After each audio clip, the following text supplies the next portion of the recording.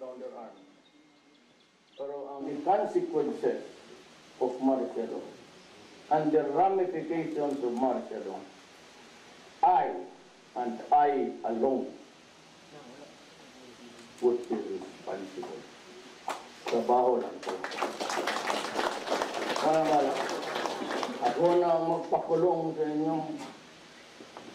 Pag nagtarip ka ng 3, aminin ko na akin yun. Distansyahin na ninyo para makakisilog. Ibaba mo dyan. Ako ang magsulog sa inyo. Ang utos ko naman sa tropa is lahat ng tao na hindi authorized ng gobyerno na magdala ng baril at lumaban, patayin ninyo. Ubusin na lang yun.